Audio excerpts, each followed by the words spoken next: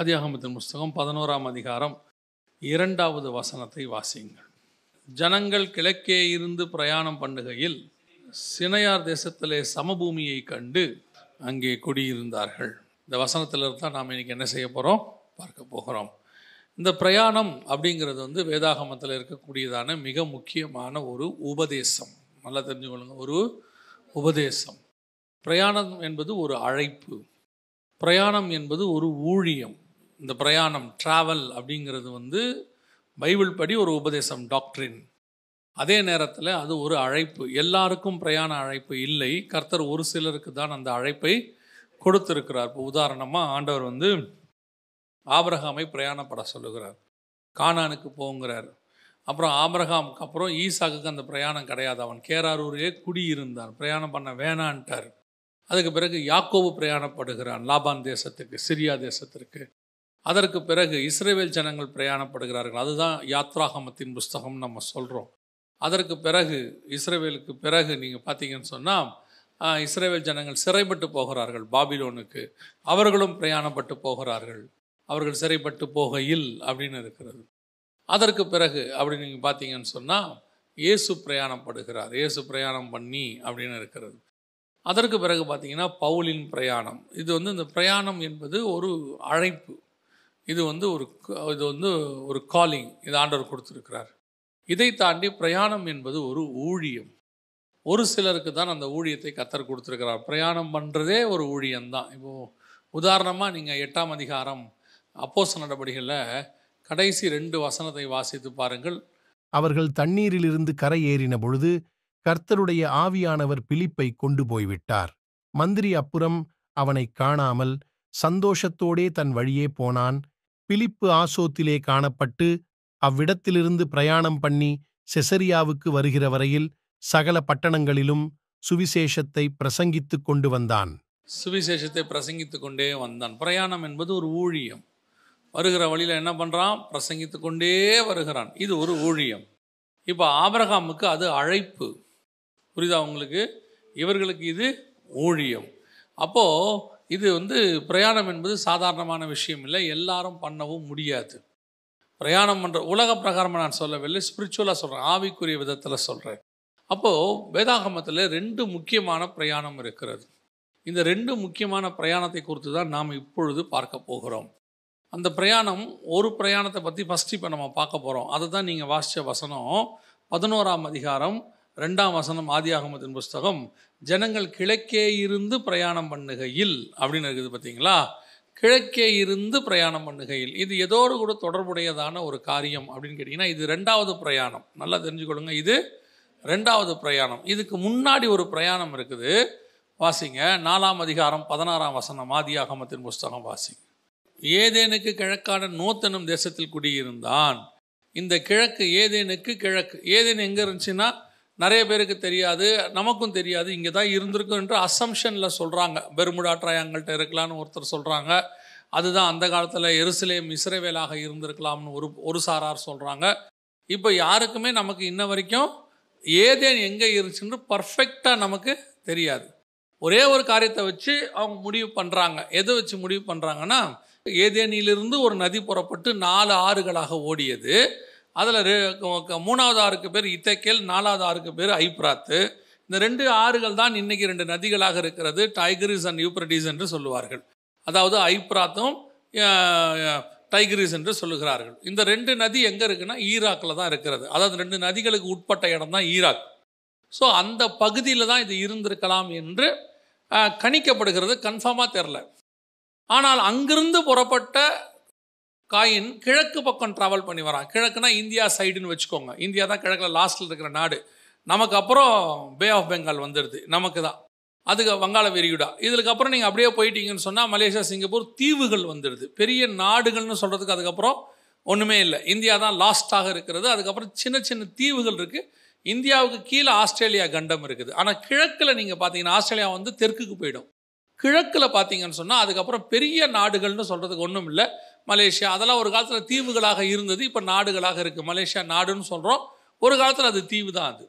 So அப்போது நீங்கள் பார்த்தீங்கன்னு சொன்னால், நான் ஒரு புரிதலுக்காக சொல்கிறேன், அவன் பிரயாணம் பண்ணி இந்த சைடு கிழக்கு சைடு சூரியன் உதிக்கும் திசை, நம்முடைய சைடு இந்தியாவை நோக்கி அந்த பிரகாரம் இந்தியாவுக்கு வரல, அந்த சைடுக்கு வரான். அங்கே வந்து அவன் குடியிருந்தான் என்று சொல்லி பார்க்கிறோம். அதற்கு பிறகு அவர்கள் அங்கே பலுகி பெருகுகிறார்கள். அங்கேருந்து அவனுடைய பசங்கள் தூபால் காயின் வரைக்கும் 8 தலைமுறை அங்கேருந்து பரம்புகிறது. இவங்க எல்லாம் செய்கிறாங்க. அதே நேரத்தில் இன்னொரு பக்கம் சேத் என்று சொல்லக்கூடியதான ஆதாமுக்கு இன்னொரு பையன், அவர்களும் பலுகி பெருகுகிறார்கள். ஆனால் இவங்க எந்த பகுதியில் குடியிருந்தாங்கன்னு வசனம் சொல்லலை, எதை பற்றியுமே சொல்லவே இல்லை. ஆனால் எதனால இது மட்டும் சொல்லப்படுது அப்படின்னு கேட்டிங்கன்னா, இவன் மட்டும் ஒரு பட்டணத்தை கட்டுகிறவனாக இருக்கிறான். இதுதான் இங்கே இருக்கிறதுலே மிக முக்கியமான ஒரு விஷயம். அவன் போய் புறப்பட்டு 4:17 வாசிங்க பார்ப்போம். காயின் தன் மனைவியை அறிந்தான், அவள் கர்ப்பவதியாகி ஏனோக்கை பெற்றாள். அப்பொழுது அவன் ஒரு பட்டணத்தை கட்டி அந்த பட்டணத்துக்கு தன் குமாரனாகிய ஏனோக்குடைய பேரை இட்டான். இவன் என்ன பண்ண வேண்டியவன்? பிரயாணம் பண்ண வேண்டிய. கர்த்தர் இவனுக்கு என்ன கொடுத்துருக்கிறார் அப்படின்னு கேட்டிங்கன்னா, அதே 4ஆம் அதிகாரத்தில் இவனை பார்த்து கர்த்தர் சொன்னதான மிக முக்கியமான ஒரு வார்த்தை என்னன்னா, 4ஆம் அதிகாரம் ஆதியாகமத்தின் புஸ்தகம் 12வது வசனம் வாசிங்க. நீ நிலத்தை பயிரிடும்போது உனக்கு கொடுக்காது, நிலையற்று அலைகிறவனாய் இருப்பாய். அப்படிதானே இருக்குது, நிலையற்று அலைகிறவனாய் இருப்பாய். அதுவும் இங்கிலீஷில் நீங்கள் பார்த்தீங்கன்னு சொன்னால் அகதின்ற வார்த்தை, ஃபியூஜிட்டிவ் அப்படிங்கிற வார்த்தை யூஸ் பண்ணப்பட்டிருக்கிறது. அகதியாக இருப்பாய். அதாவது ஒரு நாட்டிலேருந்து இன்னொரு நாட்டுக்கு நீ என்ன செஞ்சுக்கிட்டே இருப்ப, போயிட்டே இருப்ப. நீ ஒரு இடத்துல இருக்கவே முடியாது. நீ நிலையற்று, ஒரு வேளை நீ ஒரு இடத்துல இருந்து நிலத்தை பயிர் செஞ்சேன்னு வச்சுக்கோ, அந்த இடத்துல அதுக்கு என்ன கொடுக்காது, உனக்கு பலன் கொடுக்காது. இதுதான் அவனுக்கு கர்த்தர் கொடுத்த கட்டளை. இதுதான் இந்த பூமியில் இருக்கக்கூடிய பிள்ளைகள், தேவ பிள்ளைகளோ அல்லது இப்போ தேவ பிள்ளைகளை வந்து நம்ம இப்போ வந்து மனுஷகுமாரத்தை தேவபுத்திரர் அப்படின்னு நம்ம சொல்கிறோம்.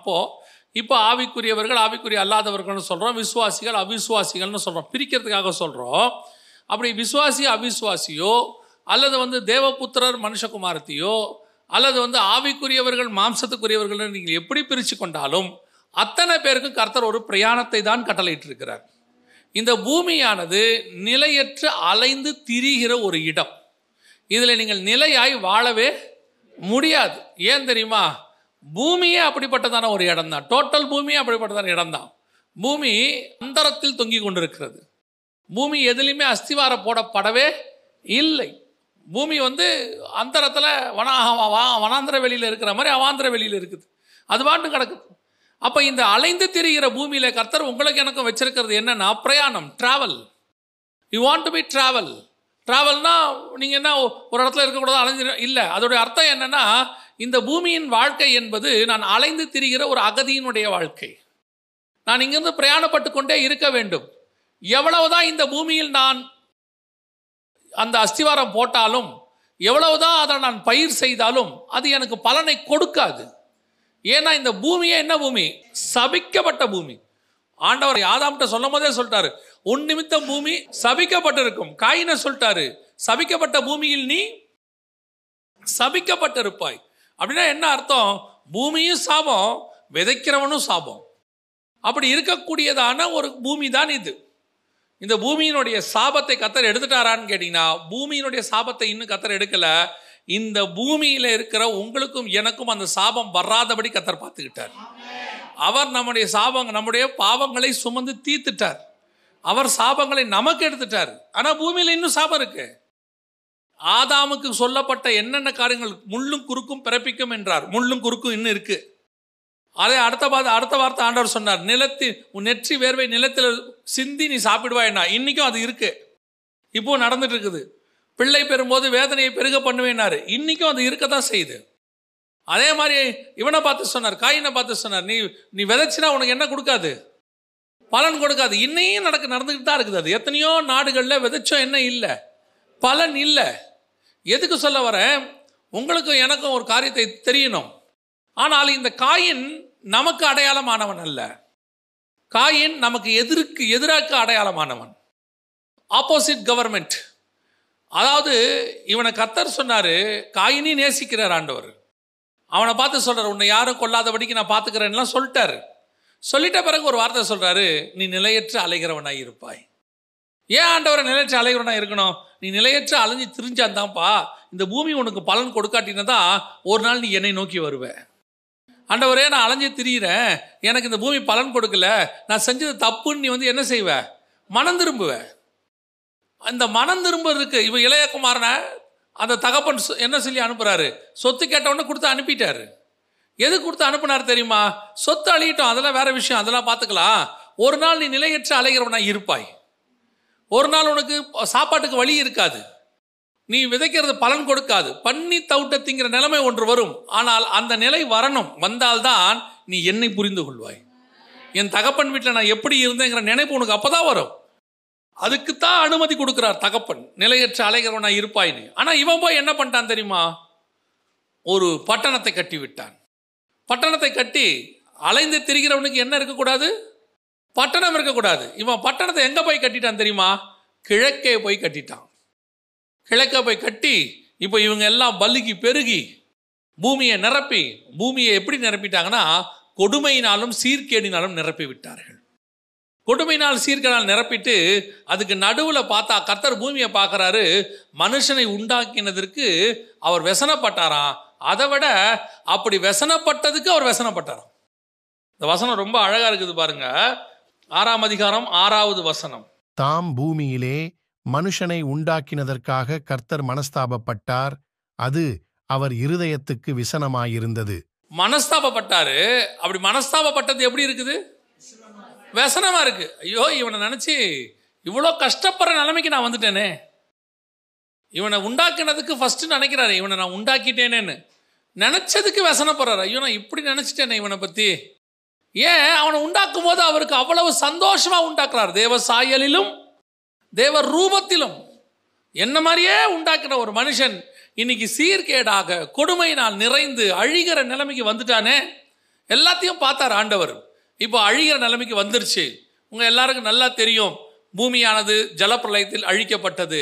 இப்போ இவங்க பிரயாணத்தை பற்றி நம்ம பார்க்குறோம், மறந்துடக்கூடாது. அழிக்கப்பட்டது. இப்போ அடுத்து இவர்கள் எங்கே தொடங்குகிறார்கள் பாருங்க. 8ஆம் அதிகாரம் 4ஆம் வசனம். அரராத் என்ற மலையின் மேல் தங்கிற்று. அரராத் என்றால் எங்க குறிக்குது அப்படின்னு கேட்டீங்க, அது எதை குறிக்குது அப்படின்னு கேட்டீங்கன்னா, இப்போ இருக்கிற துருக்கி. இப்போ இருக்கிற துருக்கி இப்போ இருக்கு. அரராத்ன்ற மலை துருக்கியில் இருக்கு. நீங்க போனீங்கன்னா பார்க்கலாம், அரராத் மலைகள் அப்படின்றது. பேழை வந்து எங்க இறங்குது? துருக்கியில் இறங்குது. இவர் ஏதேனுக்கு கிழக்கே கொண்டு வந்தா என்ன பண்ணாரு? ஒரு பட்டணத்தை கட்டினாரு. காயின் கிழக்கு சைடு வராரு. வந்துட்டு இப்போ ஒருவேளை அது இஸ்ரேல் பக்கமா என்ன நமக்கு தெரியாது. ஆனால் இப்போ பேழை எங்கே தொடங்குது அப்படின்னு கேட்டிங்கன்னா துருக்கியில் தொடங்குது. இதில் ஒரு பெரிய விஷயம் தெரியுமா? துருக்கிங்கிறதுக்கு பைபிள் கொடுக்குற வார்த்தை என்ன தெரியுமா? துருக்கிக்கு பைபிள் கொடுத்துருக்கிற வார்த்தை தூபாலுங்கிற வார்த்தை. தூபால் அப்படிங்கிறது யாரை குறிக்குதுன்னா இப்போ இருக்கிற துருக்கியை குறிக்குது. உதாரணமாக அதே ஆதியாகமத்தின் புஸ்தகம் 10ஆம் அதிகாரத்தில் நீங்கள் பார்த்தீங்கன்னு சொன்னால் 2வது வசனம் வாசிங்க பார்ப்போம். கோமர், மாகோகு, மாதாய், யாவான், தூபால், மேசேக்கு, தீராஸ் என்பவர்கள். இதெல்லாம் இப்போ எந்த பக்கம் எங்கே இருக்குது அப்படின்னு கேட்டிங்கன்னு சொன்னால், இந்த தூபால் என்பது வடக்கு பக்கத்தில் இருக்கக்கூடியதானது. எசேக்கியேல் 38:2 மனுபுத்திரனே, மேசேக் தூபால் ஜாதிகளின் தலைமையான அதிபதியாகிய மாகோகு அப்படின்ற வசனம் வருது. அப்போ இவங்கெல்லாம் எங்கே இருக்கிறாங்க? வடக்கு பக்கத்தில் இருக்கிறாங்க. எப்படி வடக்கு பக்கத்தில் நீங்கள் சொல்கிறீங்க அப்படின்னு கேட்டிங்கன்னா, எசேக்கியேல் 39:2 வசனம் சொல்லுது, உன்னை வடபுறங்களிலிருந்து எழும்பி வர பண்ணி அப்படின்னு இருக்குது. வடக்கு பக்கத்தில் இருக்கிறாங்க. யார் இருக்கிறா? 38:2 வாசிங்க. 38:2. மனுபுத்திரனே, மேசேக் தூபால் ஜாதிகளின் தலைமையான அதிபதியாகிய மாகோகு தேசத்தானான கோகுக்கு எதிராக, மாகோகு தேசத்தானாகிய அப்படின்னு இருக்கு இல்லையா? அந்த 3 பேர் இங்க இருக்கிறாங்க பாருங்க. இதுல ஆதியாகமம் 10 இருக்காங்க பாருங்க. தூபால், மாகோகு, மேசேக்கு 3 பேர் இருக்கிறாங்க. இது யாருன்னு கேட்டீங்கன்னா இப்ப இருக்கிற துருக்கி, அது இருக்க பக்கத்துல இருக்கக்கூடியதான எல்லா நாடுகளையும் அங்கே குறிக்குது. அப்போ பிரயாணம் பண்ணி கிழக்கேந்து பிரயாணம் பண்ணவங்க அப்படியே நேரம் எங்க வந்துட்டாங்க? அப்படியே எங்க வந்துட்டாங்க? துருக்கி கிட்ட வந்துட்டாங்க. துருக்கியில வந்து பேழை இறங்கிருச்சு. பேழை இறங்கி நோவாவுடைய 3 பசங்களும் வெளியே வந்து அப்படியே திருப்பி பலுகி பெருகுறாங்க பூமியில. ஆனா பெருகும் போது எப்படி பெருகுறாங்க அப்படின்னு கேட்டீங்கன்னா, காமுடைய சந்ததியார் சபிக்கப்பட்ட சந்ததியாய் மாறிடுறாங்க. திருப்பி நோவா என்ன பண்ணிடுறாரு? திராட்சரசம் தெளிந்து என்ன பண்ணிடுறாரு? சபிச்சிடுறாரு. யாபேத்து சேமையும் ஆசீர்வதிச்சிடுறாரு. அதையும் யாபேத்து சேமின் கூடாரங்களில் குடியிருப்பான்னு சொல்லிட்டாரு. எல்லாரை விட சேம ஆசீர்வதிச்சிட்டாரு. இப்போ இவங்க எப்படி எப்படிலாம் பரவுனாங்களோ அப்படி அப்படியெல்லாம் இவங்க என்ன ஆயிட்டாங்க? அந்தந்த ஜாதிகள் அந்தந்த நாடுகளாக மாறிட்டாங்கன்னு வசனம் 10ஆம் அதிகாரத்தில் இருக்கு. இப்போ நம்ம 11ஆம் அதிகாரத்துக்கு வரோம். அப்படி இருக்கும்போது தான் ஜனங்கள் எல்லாரும் பரம்பி கிழக்கு பக்கம் வந்துட்டாங்க. கிழக்குனா எங்க? இந்தியா வரைக்கும் அப்படி பரம்பி வந்துட்டாங்க. வந்த பிறகு திருப்பி இவர்கள் பிரயாணம் பண்ணுகிறார்கள். அதான் ரொம்ப முக்கியம். ஜனங்கள் 11:2 ஜனங்கள் கிழக்கே இருந்து பிரயாணம் பண்ணுகையில் சினையார் தேசத்தில் சமபூமியை கண்டு அங்கே இவங்க பிரயாணம் பண்ண வரைக்கும் சரி, பிரயாணம் பண்ணிட்டே இருக்கிறாங்க, பலிக்கு பெருகிட்டே இருக்கிறாங்க. ஆண்டவர் சொன்ன மிக முக்கியமான காரியம் என்ன அப்படின்னு கேட்டீங்கன்னு சொன்னா, நீங்கள் பலிக்கு பெருகி பூமியை நிரப்புங்கள். இது ஆதியாகமம் 1:28. அடுத்து நோவாவுக்கு சொன்னது 9ஆம் அதிகாரத்தில் என்ன? நீங்கள் பலிக்கு பெருகி பூமியை நிரப்புங்கள். ஆனா இவங்க பூமியை நிரப்ப வேண்டியவங்க இது வரைக்கும் கரெக்டா பண்ணிட்டே வராங்க. ஒரு இடத்துல இவர்களுக்குள் சினையார் தேசத்திற்குள் வரும்பொழுது, சினையார் தேசம்னா ஈராக், இப்போ இருக்கிற ஈராக். இவங்க இருந்தது துருக்கியிலிருந்து அப்படி ஈராக்குக்கு வரும்போது அவங்க பார்க்குறாங்க அங்கே ஒரு சமபூமி இருக்கிறது. இப்போ திருப்பி பிரயாணம் என்ன ஆக போகுது? தடபட போகுது. இன்னைக்கு ஆண்டவர் நம்மளை அனுப்பி கொண்டிருக்கும் பொழுது நாம் புறப்பட்டு போகிறோம்.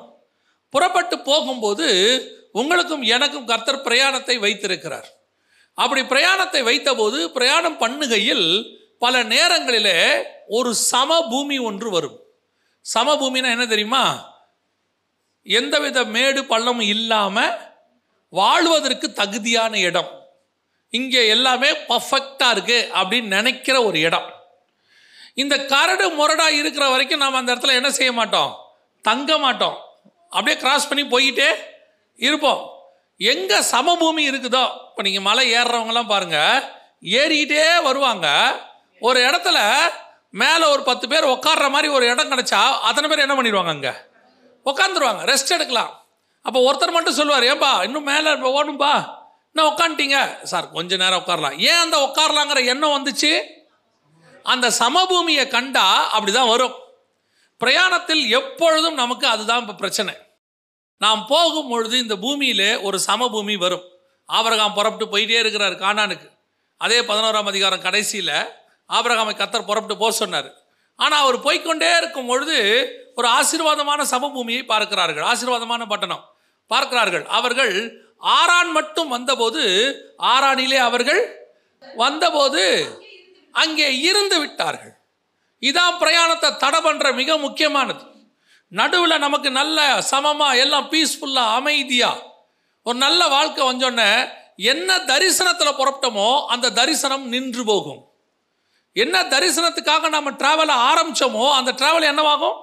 நின்று போகும். அதில் தான் ரொம்ப கேர்ஃபுல்லாக இருக்கணும்.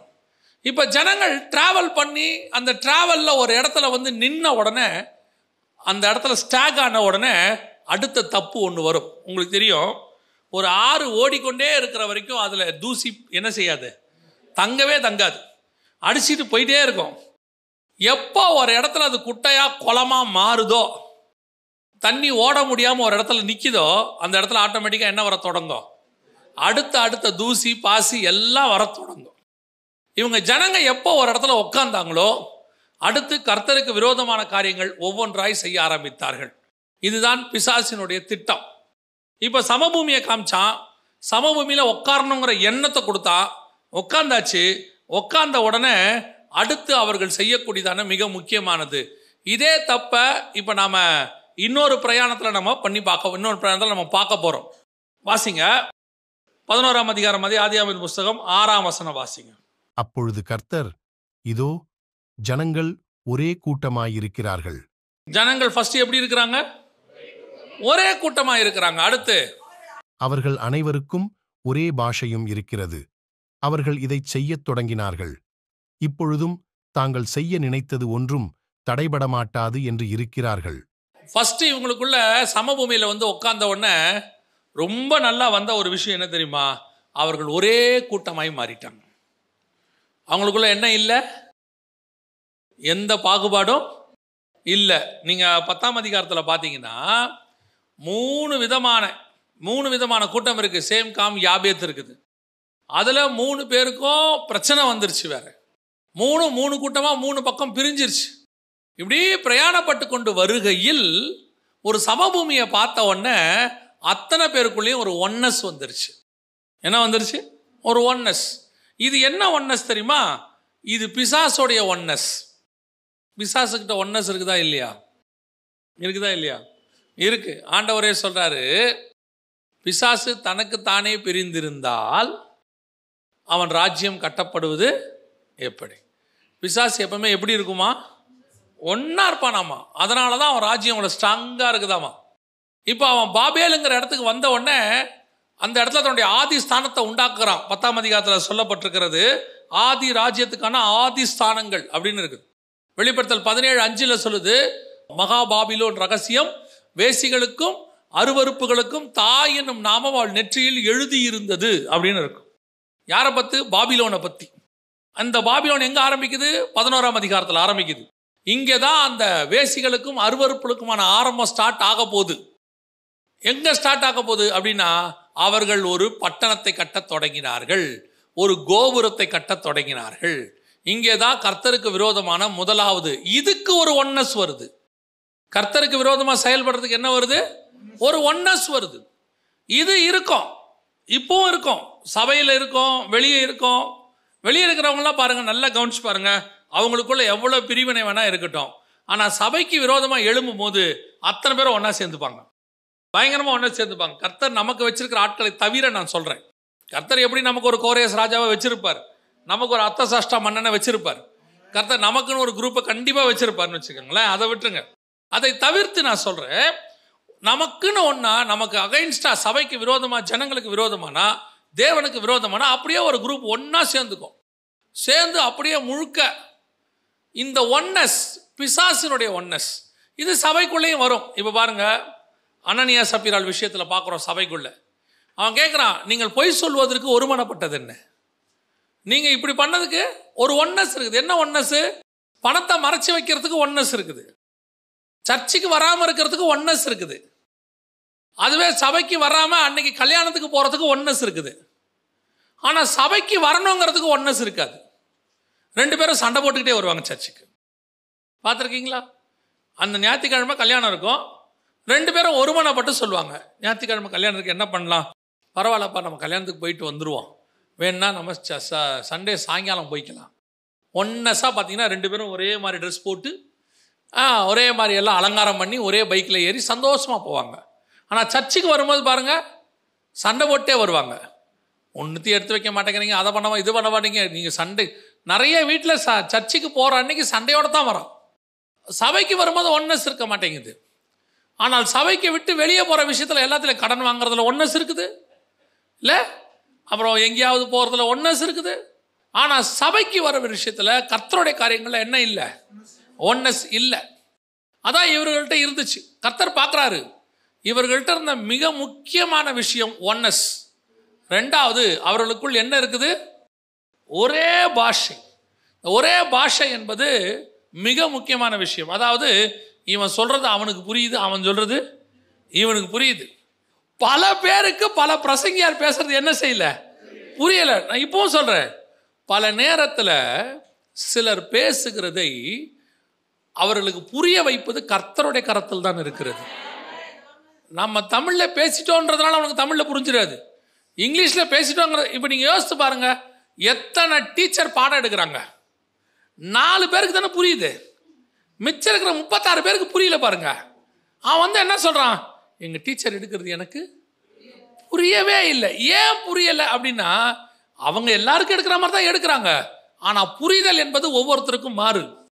ஆனால் தேவனுக்கு விரோதமாக கோபுரம் கட்டுறதுக்கு, தேவனுக்கு விரோதமாக காரியங்கள் செய்வதற்கு அவர்களுக்கு எல்லாம் நல்லா புரியுது.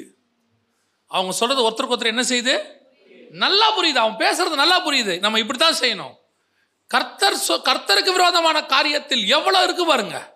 நான் நினைப்பேன், தேவனுக்கு விரோதமாய் பேசக்கூடிய காரியங்கள் ஒரே மொழியோ வேற மொழியோ, ஆனால் பிசாசு அவர்களுக்குள் ஒரு ஒன்னஸ் கொடுத்ததுனால அவர்களுக்குள் ஒரு புரிதல் இருக்கிறது.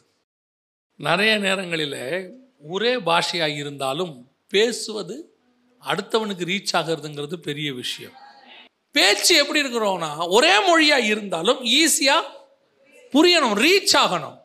இது யாருக்கிட்ட இருக்குது தெரியுமா? பிசாசுக்கிட்ட இருக்குது. பிசாஸ்கிட்ட இருக்குது. நம்ம ஆளுங்க இருக்கிறாங்க பாருங்க, நம்ம டேலண்டெல்லாம் காட்டுவாங்க, ஒரே லாங்குவேஜ் தான். ஆனால் பிசாசுக்கு ரொம்ப தெளிவாக தெரியும், நான் ஒரே லாங்குவேஜ், நான் அவனை அந்த லாங்குவேஜில் புரியும்படி வைத்திருக்கிறேன். நீங்களும் நானும் ஒரே மொழி உள்ளவர்களாக இருந்தாலும் நாம் பேசுகிறது அவர்களுக்கு புரிகிறதா என்பது ரொம்ப முக்கியம். புரிதல், ஒன்னஸோட அடுத்து என்ன வரணும்? புரிதல் வரணும். கடைசியாய் அவர்களுக்குள் இருந்ததான ஒரு சுபாவம் என்ன அப்படின்னு வசனம் சொல்லுது, இப்பொழுதும் தாங்கள் செய்ய நினைத்தது ஒன்றும் தடைபடாது என்று இருக்கிறார்கள். நான் நினைச்சா அது கண்டிப்பா செஞ்சுருவேன், என்னால் அதை செய்யாமல் சிலருக்கெல்லாம் அந்த பெருமை உண்டு. இது ஒரு வகையான பெருமை. இந்த வார்த்தை யாருக்குது தெரியுமா? நான் செய்ய நினைத்தது தடைபடாதுங்கிறது கர்த்தருக்குரியது. யோபுவின் புஸ்தகம் வாசிங்க, 42:2 வாசிங்க. தேவரீர் சகலத்தையும் செய்ய வல்லவர், நீர் செய்ய நினைத்தது தடைபடாது. தேவன் செய்ய நினைத்தது மட்டும்தான் தடைபடாது. நாம தடைபடாதுன்னு நினைச்சுக்கிட்டு செஞ்சோம்னா என்னால முடியும், நான் செஞ்சிட்டேன்னா, நான் இறங்கிட்டேன்னா அது அவ்வளவுதான், நான் கையை வச்சா அதை முடிக்காம விட மாட்டேன், நான் ஒரு வேலையில வந்துட்டேனாங்க அது அப்படித்தான். இது கான்ஃபிடென்ட், ஓவர் கான்ஃபிடென்ட் எல்லாம் தாண்டி பெருமைக்குள்ள போயிடுது. நான் நடந்த ஒரு சம்பவத்தை சொல்றேனே. நம்ம யூஸ்வலா இந்த கீழே இருக்கக்கூடிய பேனா இதெல்லாம் இருக்குல்ல, இதெல்லாம் ஒரு குழந்தை கூட என்ன செஞ்சிடும், எடுத்துரும்ல. ஒரு நல்ல ஆக்டிவா இருந்தார் ஒரு மனுஷன், திடீர்னு உட்காந்துக்கிட்டு இருந்தார், நல்லா எழுந்திருக்கும் போது அது மொத்தம் லாக் ஆயிருச்சு. எழுந்திரிச்சவர் இப்படியே நிற்கிறார், அவ்வளோதான். அடுத்த ஸ்டெப் இப்படி வைக்க முடியல. நம்ம அவரை பார்க்கும்போது தான் எனக்கு தோணுச்சு, ஆள் நல்லா ஜெய்ஜாண்டிக்காக இருக்கார், நல்ல மனுஷன், அவர் மேலே எந்த குறையும் கிடையாது, நல்ல மனுஷன். ஆனால் சில நேரங்களில் கர்த்தர் கிருபை இல்லாவிட்டால் ஒரு ஸ்டெப்பை கூட நம்ம வைக்க முடியாது. அவருக்கு பாவம், அவருக்கு வேற ஒரு பலகீனம்னு வச்சுக்கோங்களேன், அவருக்கு அப்புறம் இப்போ சரியாயிருச்சு. பொதுவாக சில நேரத்தில் நாம் என்ன நினைக்கிறோம், பெரிய பெரிய காரியத்தை நினைக்கிறோம். நான் சொல்கிறேன், கீழே விழுந்த பேனாவை கூட குனிஞ்சு எடுக்கணும்னா கர்த்தருடைய கிருபைன்னு ஒன்று வேணும். எத்தனையோ பேருக்கு நின்ன மேனிக்கு லாக்கில் இருக்கிறான், குனிஞ்ச மேனிக்கு லாக்கில் இருக்கிறான். நாம் குனிஞ்சவங்க நிமிர்றதே கிருபை தான். நான் செஞ்சா தடைபடாது, நான் கண்டிப்பாக எடுத்தா முடிச்சுட்டு தான் வைப்பேன், இல்லைங்க, எதுவுமே இல்லைங்க நம்மக்கிட்ட. எந்த நேரத்தில் எதுவாகும், அதுவும் இந்த கடைசி காலம் இருக்கு பாருங்க, சரீரம்லாம் ஒன்றுமே இல்லை நமக்கு. நல்லா சிக்கன் சாப்பிட்டு வெறும் பஞ்சு மாதிரி கிடக்கு, ஒரு ஸ்ட்ராங்கும் இல்லை, எலும்புமே ஸ்ட்ராங் இல்லை. இப்போ நம்ம அம்மாக்கள்லாம் அந்த காலத்தில் எத்தனை தடவை கீழே விழுந்து எழுந்திரிச்சாங்க, நம்ம எத்தனை தடவை கீழே விழுந்து எழுந்திரிச்சோம். இப்போ இருக்கிற பிள்ளைங்க பாருங்க, ஒரு தடவை விழுந்த உடனே எலும்பு உடஞ்சிடுது, உடனே ஏர் கிராக், உடனே. நம்மெல்லாம் எந்த மாடியிலேருந்து கீழே விழுந்து, வண்டியிலேருந்து கீழே விழுந்து, தள்ளி விட்டு என்ன பண்ணாலும் கர்த்தருடைய கிருபையில் நமக்கு ஒன்றும் ஆகாமல் இருந்துச்சு. இன்னைக்கு இருக்கிற சாப்பாடு ஒன்றும் கிடையாது, எல்லாமே போன்லெஸ். அதனால இதுங்க போன்னும் வெயிட்லெஸ், ஒரு போன்லையும் ஸ்ட்ராங்கே கிடையாது. சும்மா கூப்பிட்றாங்க திடீர்னு ஸ்கூல்லேருந்து, கொஞ்சம் உடனே வாங்க. என்ன ஆச்சு, ஓடிக்கிட்டே இருந்தார், தடுக்கி விழுந்தார், எழுந்திருக்கும் போது கை வீங்கிருச்சு, ஃப்ராக்சர். கீழே விழுந்ததுக்கு அப்புறம் ஃப்ராக்சர் ஆகுது. இப்போ நான் சொல்கிறேன், நம்முடைய முழு பாதுகாப்பு, முழு காரியங்கள், செய்கிற விஷயங்கள் அத்தனையுமே 100% கர்த்தர் கரத்தில் தான் இருக்கிறது. அல்லேலூயா. அதான் ஆண்டவர் சொல்றாரு, அவர் செய்ய நினைத்தது தான் தடைபடாது. இவங்க நினச்சிக்கிட்டாங்க நம்ம வானலாவிய ஒரு கோபுரம் என்ன பண்ணிடலாம், கட்டிடலாம். அதுக்கு என்ன காரணம், நம்மளால முடியுங்க. ரெண்டாவது, நான் சொல்கிறது அவனுக்கு புரியுது, அவன் சொல்கிறது அவனுக்கு புரியுது. இப்படிப்பட்ட ஆட்கள் எங்களுக்கு இருக்கும்போது எனக்கு என்ன கவலை. சிலர்லாம் சொல்லுவாங்க, நான் சொல்லாமையே அவர் புரிஞ்சுக்கிறாருங்க. ஒரு சிலராக சொல்லுவாங்க தெரியுங்களா, எனக்கு ஒரு நல்ல அசிஸ்டன்ட் ஆண்டவர் கொடுத்துருக்காருப்பாங்க. என்ன, நான் சொல்கிறதுக்குள்ளேயே அவர் என்ன செஞ்சுறாரு, அது சொல்லுவாங்க. நம்ம ஒரு பழமொழி சொல்லுவாங்க, எள்ளுனா எண்ணெயா நிற்கிறான் அப்படிம்பாங்க. அப்படியே சொன்ன உடனே அப்படியே புரிஞ்சுக்கிறாருங்க, டக்குன்னு செஞ்சிடறாருங்க. ஏன்னா அவருக்குள்ள அப்படி ஒரு ஒன்னஸ், ரெண்டு பேருக்குள்ள ஒரு ஒன்னஸ் இருக்குது. இந்த மாதிரி ஒரு க்ரௌட் இருந்தால் போதுங்க, இப்படி ஒரு டீம் இருந்தால் போதும். வெஸ்ட் இண்டீஸ் டீமு கிரிக்கெட்டில் விளையாடும் போது தொடர்ந்து 2 தடவை கப் அடிச்சிட்டாங்க. 2 தடவை அடித்தாச்சு. 3ஆவது தடவை வராங்க, இந்தியா ஒன்றுமே இல்லை. அவங்களுக்குள்ள ஒரு பெருமை இருந்துச்சு. 2 தடவை ஜெயிச்சிட்டோம். இப்போவும் அதே டீம் தான் உள்ளே இறங்குது. அத்தனை பேரும் எப்படிப்பட்டவங்க? பயங்கர ஸ்ட்ராங். ஆனால் இங்கிருந்து நம்மால் போகிறவன் இப்போ தான் ஃபஸ்ட் டைம் உள்ளே போகிறான், இறங்குறான் உள்ள. எப்பேற்பட்ட ஒன்னஸ் டீம் ஒர்க் எதுவாக இருந்தாலும் கிருபைன்னு ஒன்று இருந்தால் மட்டும்தான் ஜெயம்னு ஒன்று வரும். ஜெயமோ கர்த்தரால் வரும். டேலண்ட் இருந்து சில நேரத்தில் தோக்குறவங்களா இருக்கிறாங்க, பார்த்தா பாவமாகவே இருக்கும். எதனால தோப்பாங்க? அந்த நேரத்தில் அவங்களுக்கு அது செயல்பட முடியாமல் போகும். அந்த நேரத்தில் செயல்படுத்துவது கர்த்தருடைய கிருபை. அல்லேலூயா. அந்த நேரத்தில் பலகீனம் வராமல் இருக்கணும், ஜுரம் வராமல் இருக்கணும், அந்த நேரத்தில் எந்த பாதிப்பு வராமல் இருக்கணும். இன்னைக்கு பிசாசுக்குள்ளே இருக்கக்கூடிய ஒரு ஒன்னஸ், இன்னைக்கு பிசாசு அப்படிதான் ஒன்னஸாக இருக்குது, உலகளாவிய ஒன்னஸாக இருக்குது. அவர்களுக்குள்ளே ஒரு புரிதல் இருக்குது. யோசித்து பாருங்களேன், அங்கே வெளிநாட்டில் இருக்கிற விஞ்ஞானியாக இருக்கட்டும், நம்ம நாட்டில் இருக்க விஞ்ஞானியாக இருக்கட்டும், எல்லாம் ஒத்துமையாக செயல்படுறான்.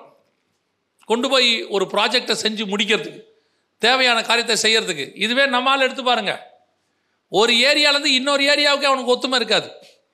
ஒரு சபையிலேருந்து இன்னொரு சபை கூட என்ன இருக்காது, ஒத்துமை இருக்காது. இப்போ இவர்கள் பிரயாணப்பட்டு பாபிலோனியில் இருக்கிறார்கள். இப்போ கர்த்தர் இவர்களை என்ன பண்ணார் தெரியுமா? நீங்கள் பிரயாணம் பண்ணிக்கிட்டே இருக்கணும், நீங்கள் ஏன் ஒரு இடத்துல இருந்தீங்க, இருக்கக்கூடாது என்று சொல்லி கர்த்தர் அடுத்த வார்த்தை ஒன்று சொல்கிறாரு. 8வது வசனம் 11:8. அப்படியே கர்த்தர் அவர்களை அவ்விடத்திலிருந்து பூமியின் மீதெங்கும் சிதறிப்போக பண்ணினார். அப்பொழுது நகரம் கட்டுகிறதை விட்டுவிட்டார்கள். எங்கிருந்து புறப்பட்டு போகிறாங்க? சினையார் தேசம் பாபிலோனிலிருந்து புறப்பட்டு போகிறாங்க. இப்போ பாபிலோனிலிருந்து இவர்கள் பூமி எங்கும் என்ன பண்ணுறாங்க? சிதறி போகிறார்கள். பாபிலோன் எங்கே இருக்குது? ஈராக்கில் இருக்குது. அப்போ ஈராக்கில் இருந்து பூமி எங்கும் என்ன செய்கிறாங்க? சிதறி போகிறாங்க. இந்த பாபிலோன் என்பது பிசாசினுடைய தலைமையகம். வெளிப்படுத்தல் 17:5 நம்ம வாசித்தோம். பிசாசினுடைய தலைமையகம் அங்கிருந்தா எல்லாமே என்ன ஆகுது? ஸ்டார்ட் ஆகுது. இதோடைய ஃபர்ஸ்ட் பார்ட் எங்கே இருக்குது? காயின்லேருந்து கிழக்கில் வந்து அவர்கள் எல்லாரும் அராரத் மலையில் இறங்கி அராரத்திலிருந்து ஈராக்குக்கு டிராவல் பண்ணி அங்கிருந்து பூமி எங்கும் என்ன பண்ணுறாங்க? சிதறி போக பண்ணியாச்சு. இப்போ பிசாசோடைய ராஜ்யம் இந்த மாதிரி சிதறி போகுது.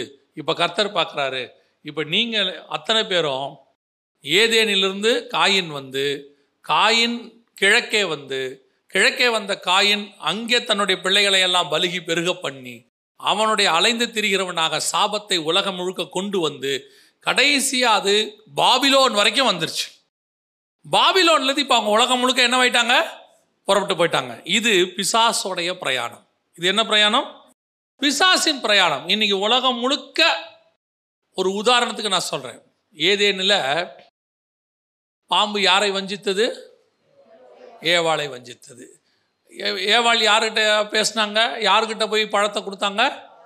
ஆதாம் கிட்ட கொடுத்தாங்க. இப்போ இந்த சுபாவம் பார்த்தீங்கன்னா உலகம் எங்கிலும் இருக்கிற எல்லார்கிட்டையும் வழிபாடாக இருக்கும். உதாரணமாக ஒரு பாம்பு வழிபாடு என்ன செய்யும்? உலகத்தில் எங்கே போனாலும் இருக்கும். சைனாவுக்கு போனாலும் இருக்கும், அங்கே டிராகன் ஒன்று வழிபடுறாங்க. கிரேக்க தேசத்துக்கு போனாலும் இருக்கும், அங்கேயும் வழிபடுறாங்க. ஜியூஸ் அந்த மாதிரி காரியங்கள்லாம் வழிபடுறாங்க. இப்போ இந்தியாவுக்கு வந்தாலும் இருக்கும். உலகம் முழுக்க நீங்கள் எங்கே போனீங்கனாலும் ஒரு பாம்பு வழிபாடு இருக்கும். ரெண்டாவது, உலகம் முழுக்க நீங்கள் எங்கே போனீங்கனாலும் ஒரு பெண் தெய்வ வழிபாடு இருக்கும்.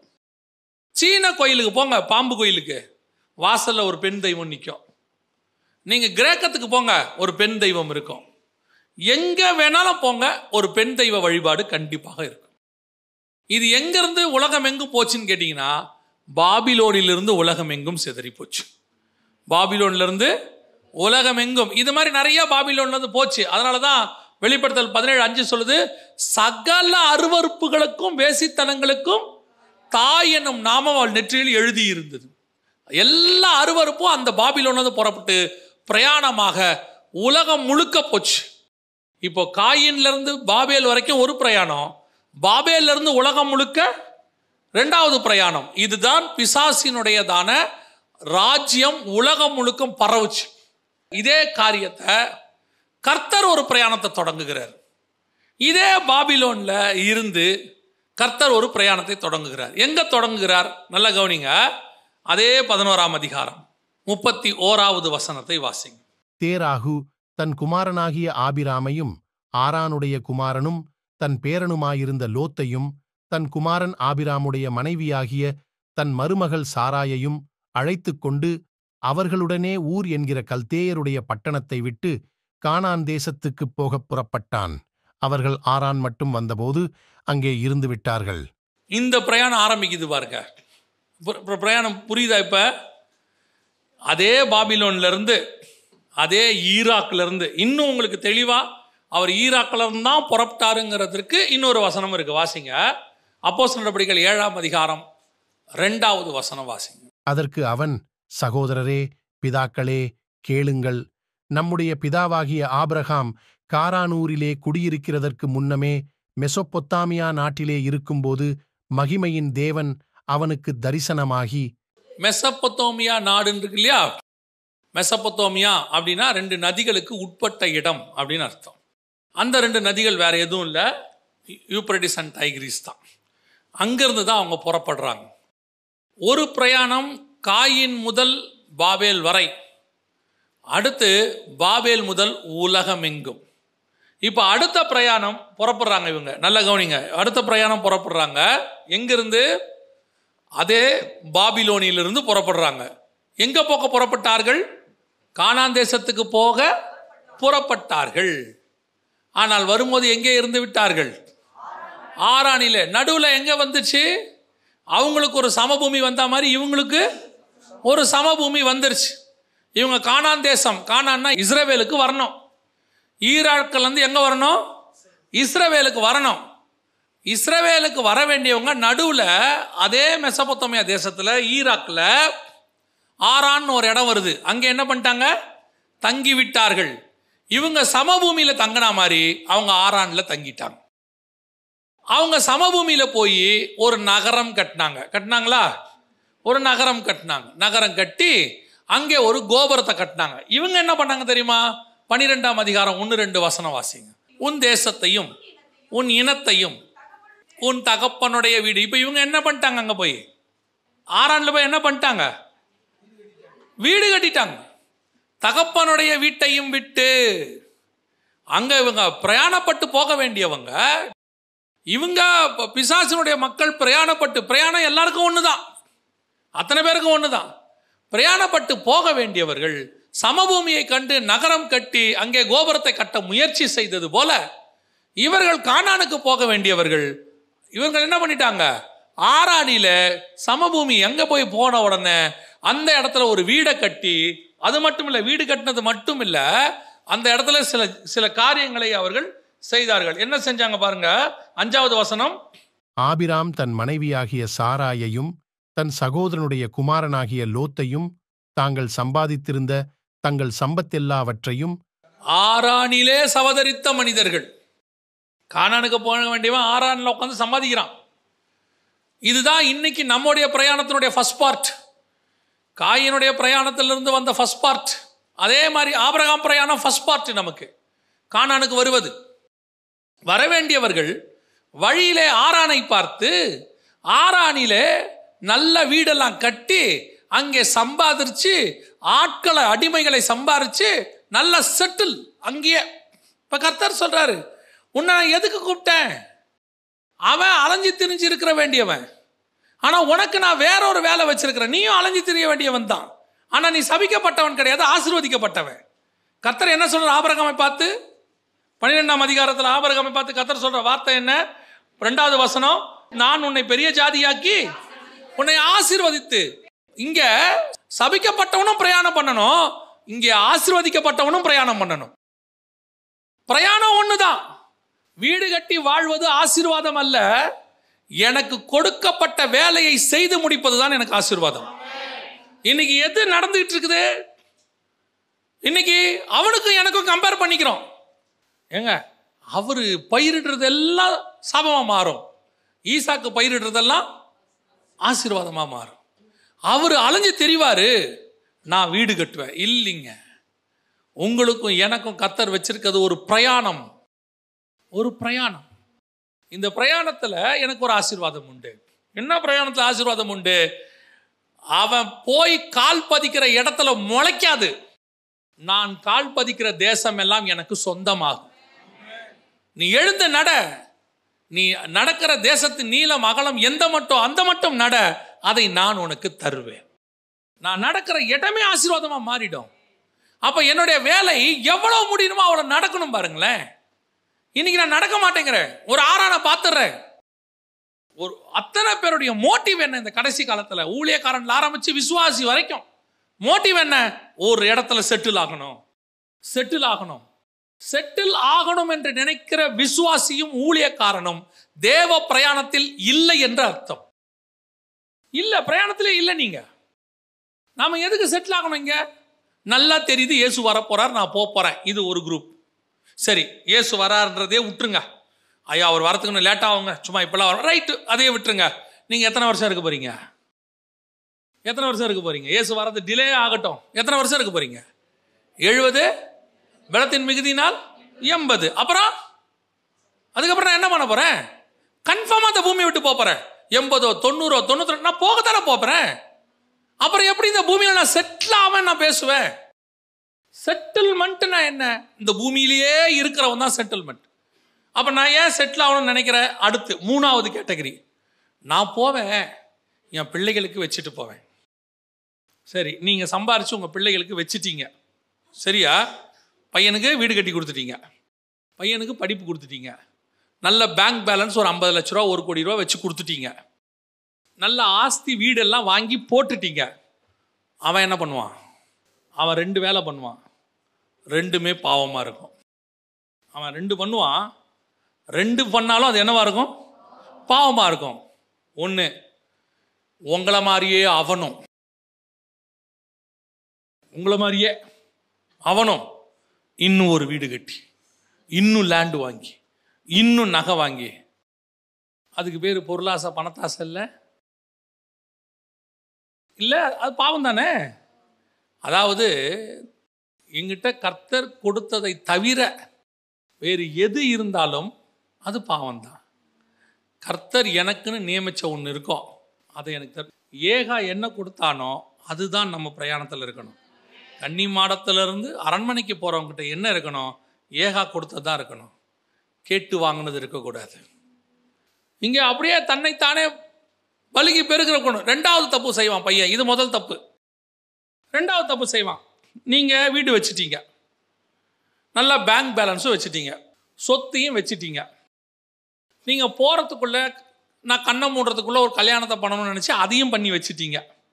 இப்போ அவன் என்ன பண்ணுவான்?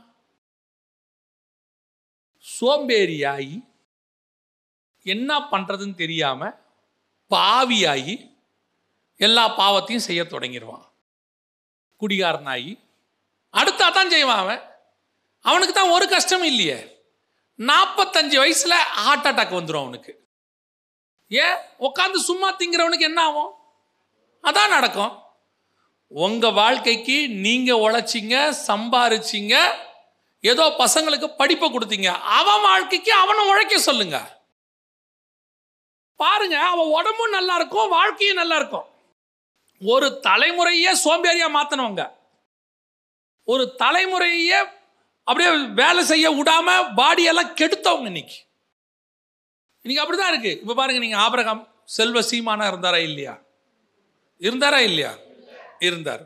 ஆபிரகாமின் ஆசீர்வாதம் யாருக்கு வந்திருக்கணும்? யாருக்கு வந்திருக்கணும்? ஈசாக்கு வந்திருக்கணுமா இல்லையா? வாசிங்க 26ஆம் அதிகாரம் 12-13 வாசிங்க. ஈசாக்கு அந்த தேசத்தில் விதை விதைத்தான். கர்த்தர் அவனை ஆசீர்வதித்ததினால் அந்த வருஷத்தில் 100 மடங்கு பலனடைந்தான். அவன் ஐசுவரியவானாகி வரவர விருத்தியடைந்து மகா பெரியவனானான். அப்ப ஆபிரகாமுடைய ஆசீர்வாதம் எங்க? அது எங்க? கீழே படிச்சுட்டே வந்தீங்கன்னா தெரியும். தன் தகப்பன் ஆபிரகாம் வெட்டின துறவை எல்லாம் அவர்கள் மூண்டி போட்டார்கள். அந்த ஊரை விட்டு அவனை துரத்தி விட்டார்கள். அவன் வேற ஊர்ல போய் குடியிருந்தான். அப்படித்தானே இருக்குது. இவன் வர வர ஐஸ்வர்யனாகி, அப்படின்னா என்ன அர்த்தம்? அப்பாவுடைய சொத்து அவனுக்கு வந்துச்சு, அது கையில நிக்கல, எதிரிகள் தூர்த்து போட்டாங்க. இப்ப இவன் என்னவாயிட்டான்? இவன் உழைச்சி இவன் ஐஸ்வர்யவன் ஆகிட்டான். சரி, இவன் ஐஸ்வர்யன் ஆகிட்டான்ல, அப்ப ஈசாக்குடைய சொத்து யாருக்கு போயிருக்கணும்? யாக்கோபுக்கு தானே போகணும். அவன் தானே சேஷ்டபுத்திர பாகத்தையும் அவன் வாங்கிட்டான், ஈசாக்கிட்ட இருந்து ஆசீர்வாதத்தையும் அவன் வாங்கிட்டான். அப்போ ஈசாக்குடைய மொத்தம் யாருக்கு போகணும்? ஆனா யாக்கோபு எங்க இருந்தாரு? சிரியா தேசத்துல லாபான் வீட்டுல ஆடு மேய்ச்சின்னு இருக்கிறாரு. இப்ப இந்த சொத்து யாக்கோபுக்கு வந்துச்சா இல்ல யாக்கோபு சொத்து சம்பாரிச்சிட்டு வந்தாரா? யாக்கோபு இரு பரிவாரங்களோடு கூட வர்றாரு. அப்ப ஈசாக்குடைய சொத்து யாருக்கு வரல? அடுத்த தலைமுறைக்கு அவனுக்கு வரல, ஆசீர்வதிக்கப்பட்டவனுக்கு வரல. சரி, யாக்கோபுடையது யாருக்கு வரணும்? யோசேப்பு தான் சேஷ்டபுத்திர பாகம் பைபிள் சொல்லுது. அப்ப அவனுக்கு தானே வரணும். யோசேப்பு எங்க இருந்தாரு? எகிப்துல. அவர் அங்க என்னவா இருந்தாரு? யோசேப்பு என்னவாயிட்டாரு? அங்க பிரதமர் ஆயிட்டாரு. பிரதமர் ஆயாச்சு. அவர் இவங்களை போஷிக்கிற அளவுக்கு வந்துட்டாரு. யோசேப்பு கடைசியில் எங்க செத்து போனாரு? எகிப்துல செத்து போனாரு. அப்போ ஆபிரகாமின் ஆசீர்வாதம், உலக பிரகாரம் ஐஸ்வர்யம் யாருக்கு வரல? ஈசாக்குது யாருக்கு வரல? யாக்கோபுது யாருக்கு வரல? அப்ப எது வந்துச்சு? கர்த்தர் தலைக்கு மேல வச்சிருந்த ஆவிக்குரிய ஆசீர்வாதங்கள் அத்தனையும் அப்படியே அவங்க மேல வந்துச்சு. அது அவர்களை உலக பிரகாரமாயும் ஆசீர்வதிச்சு. அதுக்கு அவன் தான் உழைக்கணும். அவன் உழைச்சாதான் அது ஆசீர்வாதம். இப்ப இருக்க நிலைமை என்ன தெரியுமா? அப்பாக்கள் வாழ்ந்தீங்களா, நல்லா சாப்பிட்டீங்களா, பசங்களை படிக்க வச்சிங்களா, நிம்மதியா போங்க. அதே மாதிரி அவனும் சம்பாரிச்சா வச்சுங்க, யாரும் எந்த கேள்வியும் கேட்க முடியாது. இது எங்க அப்பா அதுன்னு யாரும் சொல்ல முடியாது. நீங்க தைரியமா சொல்லலாம், எந்து கர்த்தர் எனக்கு கொடுத்தது, என் தேவனாகிய கர்த்தர் எனக்கு கொடுத்தார் நீங்க சொல்லலாம். நீங்க போங்க, உங்க பசங்களை கர்த்தர் ஆசீர்வதிப்பார். இன்னைக்கு ஒரு தலைமுறையே எப்படி இருக்கு தெரியுமா? அடுத்த தலைமுறையை சோம்பேறியாக்குற தலைமுறை. அதான் இன்னைக்கு நடக்குது. ஆரான்ல தங்குற கூட்டம். இப்ப கர்த்தர் சொல்ற ஆபிரகாமை பார்த்து, நான் உனக்கு காண்பிக்கும் தேசத்துக்கு வந்துட்டான். இஸ்ரவேல் தேசத்துக்கு வந்தாச்சு, கானானுக்கு வந்தாச்சு. இப்போ இங்கு இருந்து அவர்கள் பாபிலோனுக்கு வந்த மாதிரி இவங்க எங்க வந்துட்டாங்க? கானானுக்கு வந்துட்டாங்க. இப்போ கானான் தேசம் தான் என்னது? கானான் என்பது எதை குறிக்குது? இஸ்ரவேலை குறிக்கிறது. இஸ்ரவேல் தேசத்துக்கு வந்தாச்சு. இப்போ இங்கே இருந்து பூமி எங்கும் ஒரு கூட்டம் சிதறி போக போகிறது. வாசிங்க அப்போஸ்தலர் நடபடிகள் 1:5 வாசிங்க. 1:5. ஆகையால் நீங்கள் எருசலேமை விட்டு போகாமல் என்னிடத்தில் கேள்விப்பட்ட பிதாவின் வாக்குத்தத்தம் நிறைவேறக் காத்திருங்கள் என்று கட்டளையிட்டார். பிதாவின் வாக்குத்தத்தம் என்னது? பரிசுத்தாவின் அபிஷேகம். பிதாவின் வாக்குத்தத்தம் என்னது? பரிசுத்தாவின் அபிஷேகம். அப்போ பரிசுத்தாவின் அபிஷேகம் உங்களிடத்தில் வர வரைக்கும் நீங்க எங்க விட்டு போகாதீங்க. இப்போ உங்க அத்தனை பேர் எங்க தங்கி இருக்கிறாங்க? எருசலேம்ல தங்கி இருக்கிறாங்க. 2ஆம் அதிகாரத்துல இப்போ பரிசுத்த ஆவியானவர் இறங்கி வரார். நம்ம எல்லாருக்கும் தெரியும், நல்லா தெரிஞ்சுக்கொள்ளுங்க, எல்லாருக்கும் தெரியும். இப்போ அங்கே இதே பாபிலோன்ல நடந்த ஒரு சம்பவம் நடக்குது. பாபிலோன் நடந்த ஒரு சம்பவம். என்ன சம்பவம் நடக்குது தெரியுமா? அங்கே பாஷை, ஒரு பாஷை தாறுமாறாய் மாறினது. புரியுதா? இங்கே பல பாஷை உடையவர்கள் இருந்தார்கள், அங்கே ஒரே பாஷை, அந்நிய பாஷை அந்த இடத்துல இறங்கி வந்தார். இங்க பிரிஞ்சு போச்சு, இங்க ஒன்னஸ் வந்துருச்சு. அங்கே அவர்கள் ஒருமனப்பட்டிருந்தார்கள், கர்த்தர் பிரித்து அனுப்பினார். அப்படித்தானே சொல்லுது, அவர்கள் ஒரே கூட்டமாய் இருக்கிறார்கள். இங்க வசனம் என்ன சொல்லுது பாருங்க, 2ஆம் அதிகாரம் 1ஆம் வசனம் வாசிங்க.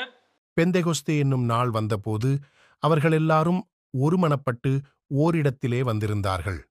அப்ப அங்க எல்லாம் ஒருமனப்பட்டு பிசாசின் ராஜ்யத்துக்காக வந்திருந்தாங்க. எருசலேம்ல, கானான்ல அத்தனை பேரும் ஒருமனப்பட்டு தேவ ராஜ்யத்துக்குன்னு வந்திருந்தாங்க. அல்லேலூயா. இங்க என்ன சொல்றாரு பாருங்க, ஆண்டவரே அந்த வார்த்தையை சொல்றாரு பாருங்க. 1:3.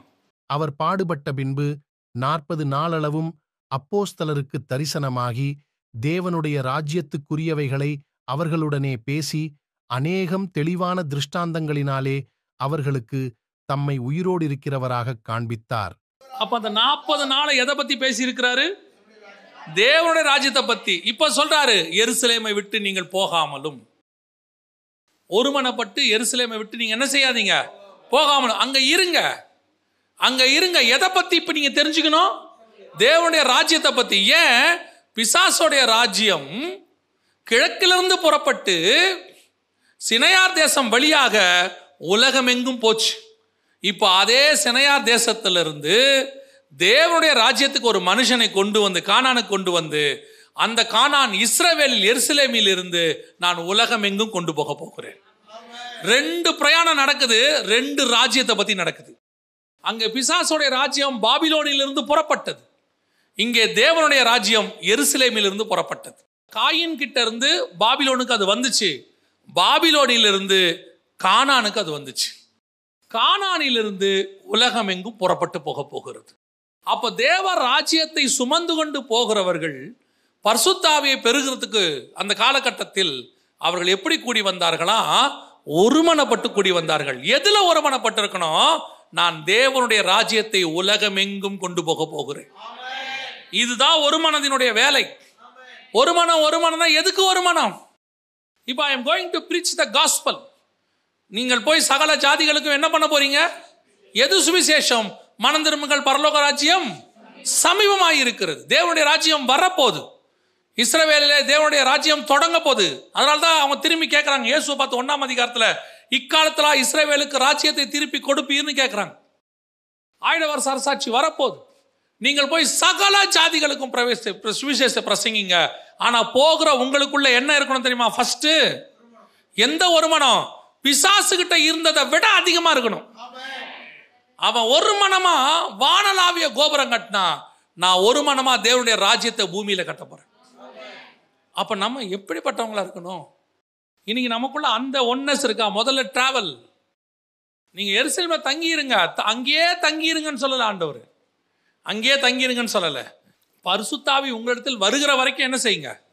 அங்க தங்கிருங்க, எருசலேம்ல தங்கிருங்க. வந்த பிறகு நீங்கள் போய் உலகம் எங்கும் என்ன பண்ணணும்? 8வது வசனம், பரிசுத்தாவி உங்களிடத்தில் வரும்போது நீங்கள் பெலனடைந்து எருசலேமிலும் யூதேயா முழுவதிலும் சமாரியாவிலும் பூமியின் கடைசி பரியந்தமும் எனக்கு சாட்சிகளாயிருப்பீர்கள் என்றார். என்ன அழகா ப்ரொசீஜரா செய்றார் பாருங்க. 40 நாள் தேவனுடைய ராஜ்யத்தை பத்தி ஃபுல்லா பேசுறாரு. பேசி முடிச்சுட்டு 40 நாள் போகும்போது சொல்றாரு, ஒரு 10 நாள், அதாவது பரிசுத்தாவி உங்களிடத்தில் வருகிற வரைக்கும் எங்க தங்கியிருங்க? எருசலேம்ல தங்கியிருங்க. பிதாவின் வாக்கு தத்தம் உங்களுக்கு நிறைவேறும். பரிசுத்தாவி உங்களிடத்தில் வரும். வந்த பிறகு அங்க இருக்காதீங்க. வந்த பிறகு எருசலேமிலும் யூதேயாவிலும் சமாரியாவிலும் பூமியின் கடைசி பரியந்தமும் எனக்கு சாட்சிகளாயிருப்பீர்கள். அதோட அர்த்தம் என்ன? அங்க அவர்கள் உலகமெங்கும் சிதறி போனார்கள் பிசாசின் ராஜ்யத்தை எடுத்துக்கிட்டு. இங்க நீங்க உலகமெங்கும் போங்க தேவனுடைய ராஜ்யத்தை எடுத்துக்கிட்டு. இப்ப நீங்களும் நானும் அந்த வேலையில தான் இருக்கிறோம். நாம் எல்லாம் அந்த வேலையில தான் இருக்கிறோம். நாம ஒரு சபைக்குள்ள இருந்தாலும் நாம இங்க செட்டில் ஆகிறவங்க அல்ல, உலகமெங்கும் போகிறவர்கள். நம் கையில் ஒரு பொறுப்பு கொடுக்கப்பட்டிருக்கு. தேவனுடைய ராஜ்யத்துக்கு அடுத்தவைகள் என் கையில் கொடுக்கப்பட்டிருக்கிறது. நான் இப்ப இதை எடுத்துக்கிட்டு உலகமெங்கும் போகணும். அதுக்கு முதல்ல எனக்கு ஒன்று தெரியணும், ஒரு ஒன்னஸ். எது ஒன்னஸ்? இயேசு கிறிஸ்து இந்த பூமியில இருக்கும் போது 3.5 வருஷம் சீஷர்கிட்ட பேசிக்கிட்டே இருக்கிறார். எதை பத்தி பேசுறாரு? பரலோகத்துக்குரியதை பத்தி பேசுறாரு, பிதாவை பத்தி பேசுறாரு, எல்லாத்தையும் சொல்றாரு. ஆனா அவனுக்கு எதை பத்தி இருந்துச்சு தெரியுமா? இயேசுக்கு அப்புறம் யாரு? அடுத்து நமக்கு என்ன கிடைக்கும்? எல்லாவற்றையும் விட்டு வந்தோமே, எங்களுக்கு என்ன கிடைக்கும்? இயேசு போறாரு. இயேசு மருமலையில பார்க்கறாங்க. பார்த்த உடனே, ஆண்டவரே இங்கே உமக்கு ஒரு கூடாரமும் எலியாவுக்கு. அவன் கூடாரம் போடுறதுலயே இருக்கிறான். கடைசியா இயேசு சொல்றாரு, மனுஷகுமாரன் உங்களை விட்டு எடுக்கப்படுகிற காலம் வந்துருச்சு அப்படின்னு உடனே சொல்லிட்டு அப்படித்தான் போறாரு. சண்டை வந்துருச்சு, போறாராமே. அடுத்து யாரு? வயசுல பெரியவன்பா நானு, நீ வயசுல பெரியவனா இருக்கலாம், ஆனா நீ 2-3 தடவை பின்மாற்றம் அடைஞ்சவன். உன்னையே அவர்கிட்ட கூட்டு வந்தது நான் தான், அந்திரேயா.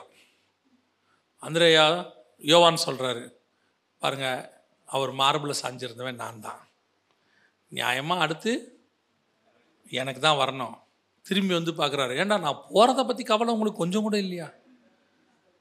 இல்லை, ஹாஸ்பிட்டலில் படுக்க வச்சாச்சு, காப்பாற்றணுங்கிற எண்ணம் இல்லை, அடுத்து யாருங்கிற எண்ணம் தான் இருக்கு. அதே மாதிரி தான் இவனும் இருக்கிறான். ஆனால் இவர் திருப்பி திருப்பி தேவராஜ்யத்துக்கு அடுத்த பேசுறாரு. பரிசுத்தாவி வந்து 40 நாள் பேசி, பரிசுத்தாவி வந்த உடனே இவர்களுக்குள்ள ஒரு ஒருமனம் வருது. நம்மளை அவர் கூட்டி சேர்த்தது டென்ட் போடுறதுக்கு இல்லை, நம்மளை கூட்டி சேர்த்தது அடுத்து யார் போஸ்டிங்கில் உட்கார வைக்கிறதுக்கு அல்ல, நம்மளை கூட்டி சேர்த்தது தேவனுடைய ராஜ்யத்தை உலகம் முழுக்க கொண்டு போவதற்கு. அப்ப நீங்களும் நானும் அதற்காகத்தான் கூட்டி சேர்க்கப்பட்டிருக்கிறோம். அப்ப இதை எடுத்துக்கிட்டு நாம எங்க போகணும்? முதல்ல எருசலேம் ஃபர்ஸ்ட், 2வது யூதேயா, 3வது அப்போஸ்தலர் நடவடிக்கைகளை வாசிச்சு பாருங்க, ரொம்ப அழகா இருக்கும். அந்த 28 அதிகாரம் இருக்குது. இந்த 28 அதிகாரத்தில் அந்த காஸ்பல் அப்படியே எருசலேம்லேருந்து சமாரியாவுக்கும், சமாரியாவிலிருந்து உலகம் முழுக்க அப்படியே போகிறத நீங்கள் பார்க்க முடியும். நீங்கள் 1ஆம் அதிகாரத்தில் நீங்கள் இப்போ 1ஆம் அதிகாரம் முதல் 7 வசனங்களை வாசித்து பாருங்கள். எருசலேம்லேயே பெரிய காரியங்கள்லாம் நடக்கும், அது உங்கள் எல்லாருக்கும் தெரியும். 7ஆம் அதிகாரம் வரைக்கும் நீங்கள் பார்த்தீங்கன்னா எருசலேமில் பெரிய பெரிய காரியம் நடக்கும். ஸ்தேவானுடைய மரணத்தோட 8ஆம் அதிகாரத்தில் இவங்க பண்ண அந்த முதல் 7 அதிகாரத்தில் இவங்க பண்ணக்கூடிய ஒரு தப்பு, இவங்க பண்ண ஒரு பெரிய மிஸ்டேக், அதே தான் பாபிலோன்லேயும் அவங்க பண்ணாங்க. என்ன பண்ணாங்க இங்கே பாருங்க, 6ஆம் அதிகாரத்தில் 1-2 வசனம் வாசிங்க பார்ப்போம். அந்நாட்களிலே சீஷர்கள் பெருகின போது கிரேக்கரானவர்கள் தங்கள் விதவைகள் அன்றாடக விசாரணையில் திட்டமாய் விசாரிக்கப்படவில்லை என்று எபிரெயருக்கு விரோதமாய் முறுமுறுத்தார்கள். இப்போ ஒரு மனம்னா என்ன? ஒரு மனம்னா என்ன? எப்போ இயேசுவின் இரத்தத்தால் கழுவப்பட்டு பரிசுத்த அபிஷேகத்தை பெற்று ஒரு ப்ராசஸ்ல வந்துட்டோம். ஒரு ப்ராசஸ்ல நம்ம வந்தாச்சு. வந்தா இங்கே வசனத்தின்படி என்ன கிடையாது தெரியுமா? யூதன் என்றும் இல்லை, கிரேக்கன் என்றும் இல்லை. ஆனா இப்போ ஃபர்ஸ்ட் சர்ச் என்ன பிரச்சனை வருது?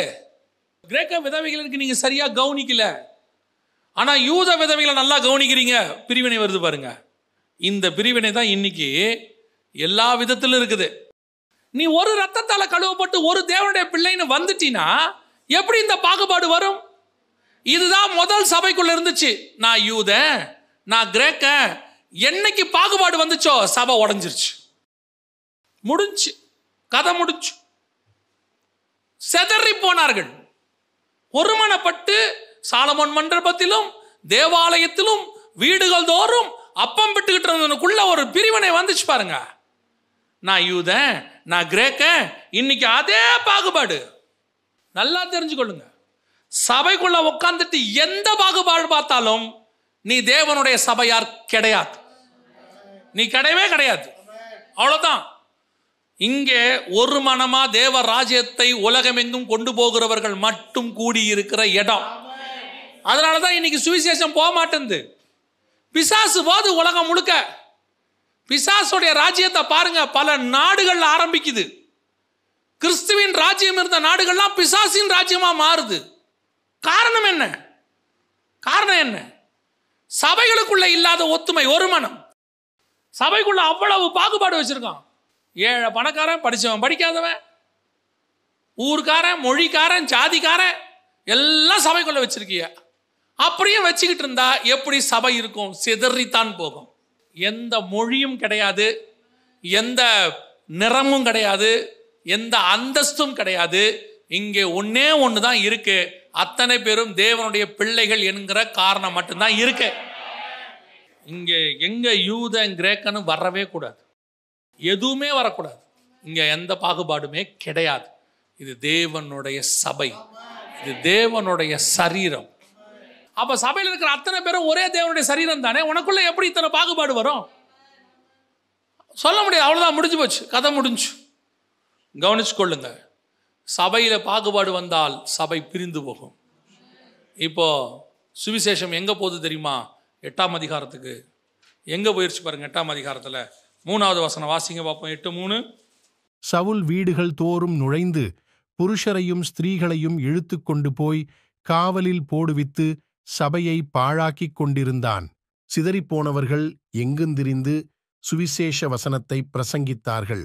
சிதறி போனவர்கள் எங்கும் திரிந்து, எங்க சிதறி போனாங்க பாருங்க. அடுத்த வசனம்.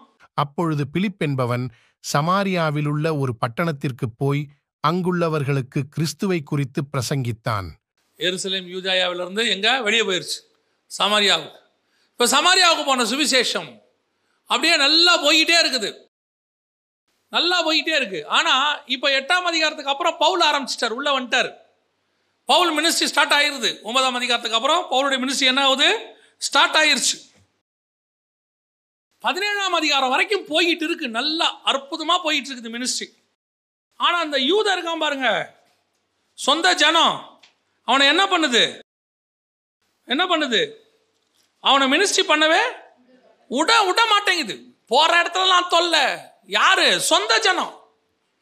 போற இடத்துலலாம் தொல்லை. உன்னை பண்ண விடுறமா பாரு, கொலை செய்ய வகை தேடுறது, அப்படியே போகிற இடத்துலலாம் சண்டை போடுறது. இன்றைக்கி சுவிசேஷம் அந்த நிலைமையில தான் 2வது ஸ்டேஜில் இருக்குது. இன்றைக்கி நான் சொல்கிறேன், சபைக்கு எதிரிகள் யார் தெரியுமா? எதிரிகள் சொந்த ஜனங்கள் மட்டும்தான். எதிரி நம்மளை அடிப்பான். இந்த காலத்துலேருந்து நம்மளை அடிக்கலை. நம்மளுடைய மார்க்கமே இயேசுவை அடித்ததுலேருந்து தான் ஆரம்பிச்சிச்சு. அன்றைக்கி ரோமர்கள் அடித்தாங்க, அதற்கு பிறகு யூதர்கள் அடித்தாங்க, அதற்கு பிறகு பைசாண்டியர்கள் அடித்தாங்க, அதற்கு பிறகு ரோமன் இதில் அடித்தாங்க, அதற்கு பிறகு ஃபாசிசம், நாசிசம், கம்யூனிசம் எல்லாத்துலேயும் தான் அடித்தாங்க. இந்த மணிப்பூர் வரைக்கும் அடிக்கிறாங்க. நம்மள்த புறஜாதியார் அடிக்கிறது ஒன்றும் நமக்கு ஒன்றும் புதுசு இல்லை. ஆனால் எப்போவுமே பிரச்சனை யார் தெரியுமா? இந்த புறஜாதியார் அடிக்க அடிக்க சபை வளர்ந்துக்கிட்டே தான் போகும். அதில் மாற்று கருத்தே கிடையாது. நீங்கள் சபைகளை துன்பப்படுத்துங்க, சிதறி போனவர்கள் சுவிசேஷம் சொல்லுவாங்க. நசுக்க நசுக்க அவங்க வளர்கிட்டே போவாங்க. அதில் பிரச்சனை இல்லை. ஆனால் பிரச்சனை எப்பவுமே எங்கே வரும் தெரியுமா? சொந்த ஜனங்கிட்டே வரும். இவனே சர்ச்சின வளர்ச்சிக்கு தடையா இருப்பான். இவனே சபையை வளர விட மாட்டான். பல நேரங்களில் நமக்கு விரோதமாக நிற்கிறவன் எவனு பார்த்தா இவனே. பவுல் பார்க்குறான், என்னடா எங்கே போனாலும் தொல்லை பண்ணுறீங்க, எதை பண்ணாலும் தொல்லை பண்ணுறீங்க. இது ஆரம்பத்திலேருந்து நடக்கிற சம்பவம். இப்போவும் நான் சொல்லுவேன், பல நேரங்களிலே நமக்கு புறஜாதியார் எதிர்ப்பு தெரிவிக்கிறார்கள் என்பது ஒரு பக்கம். அவங்க அடிக்கிறாங்க, உதைக்கிறாங்க, அது இல்லைன்னே சொல்லலை, அது நடக்குது. இன்னொரு பக்கம் நம்ம ஆட்களுடைய எதிர்ப்பே ஜாஸ்தி. இவனும் செய்ய மாட்டான், செய்கிறவனையும் செய்ய விட மாட்டான். சில ஆட்கள் இருக்கான், இவனுக்கு அதில் ஏதாவது ஆதாயம் வருதான்னு பார்ப்பான். ஆதாயம் வராட்டி அந்த மீட்டிங்கே நடத்த விடாமல் பண்ணிடுவான். மீட்டிங்கே நடத்த மாட்டான், பிரயோஜனம் இருக்காது. கவனித்துக் கொள்ளுங்கள், இந்த நம்ம என்றைக்குமே ஒரு ஊழியத்திற்கு தடையாய் மட்டும் இருக்கவே கூடாது. ஏன்னா அது அவங்களுடைய பிரச்சனை. உங்களுக்கும் அந்த ஊழியக்காரருக்கும் எவ்வளோ வேணாலும் தனிப்பட்ட பிரச்சனை இருக்கலாம், அதெல்லாம் வேற. ஆனால் அதன் மூலமாக 2 ஆத்மா சந்திக்கப்படுவது நீங்கள் என்ன செய்யக்கூடாது? அதை கர்த்தர் அனுமதிக்கவே மாட்டார். மற்ற விஷயத்தில் நீங்கள் அவரோட உட்காந்து பேசிக்கோங்க, ஆனால் ஊழியத்தை மட்டும் தடுக்கவே தடுக்காதீங்க. பரலோகம் விரும்பாது, பரலோகம் விரும்பாது. சுவிசேஷம் எங்கே போது பாருங்க, 18ஆம் அதிகாரம் 6வது வசனம். அவர்கள் எதிர்த்து நின்று தூஷித்த போது அவன் தன் வஸ்திரங்களை உதறி, உங்கள் இரத்தப்பழி உங்கள் தலையின் மேல் இருக்கும், நான் சுத்தமாயிருக்கிறேன், இது முதல் புறஜாதியாரிடத்திற்கு போகிறேன் என்று அவர்களுடனே சொல்லி. இதான் உண்மை. ஊழியத்துக்கு விரோதமாக எழும்பி ஊழியத்தை தடுக்கிறது, ஊழியத்தை செய்ய விடாம தடுக்கிறது, அந்த ஊழியத்துக்கு விரோதமாக போய் எங்கேயாவது கம்ப்ளைண்ட் பண்ணுறது, அந்த ஊழியக்காரனுக்கு விரோதமாக செயல்படுறது. தனிப்பட்ட முறையில் அந்த ஊழியக்காரனோட என்ன பிரச்சனை இருக்குதோ அது உங்களுக்கு வேற. ஆனால் நடக்கிற ஊழியத்தை என்ன செய்யக்கூடாது? தடுக்கக்கூடாது. அதனுடைய விளைவு என்ன தெரியுமா? அவன் இரத்தப்பழி உங்கள் தலையின் மேல் இருக்கும், நான் சுத்தமாயிருக்கிறேன், இது முதல் புறஜாதியாரிடத்துக்கு போகிறேன் என்று. அதோட காஸ்பல் எங்க போயிருச்சு? புறஜாதியாருக்கு போயிருச்சு. 1 முதல் 7 எருசலேம் யூதயா, 8 முதல் 17 சமாரியா, 18 முதல் 28 புறஜாதியார், பூமியின் கடைசி பரியந்தம். அதாவது 1:8 சொன்னார் இல்லையா அப்போஸ்தலர் நடவடிக்கைகளில், அவர் சொன்னது அப்படியே 100% நிறைவேறிடுச்சு. இப்போ இவர்கள் எடுத்துக்கிட்டு உலகம் எங்கும் புறப்பட்டு போயிட்டாங்க. இப்போ புரியுதா? எருசலேமில் ஆரம்பிச்சு இப்போ இவங்க எங்கே போயிட்டாங்க? உலகம் எங்கே போயிட்டாங்க. தோமா இங்கே வந்துட்டாரு, அவர் மாசிடோனியா போயிட்டாரு.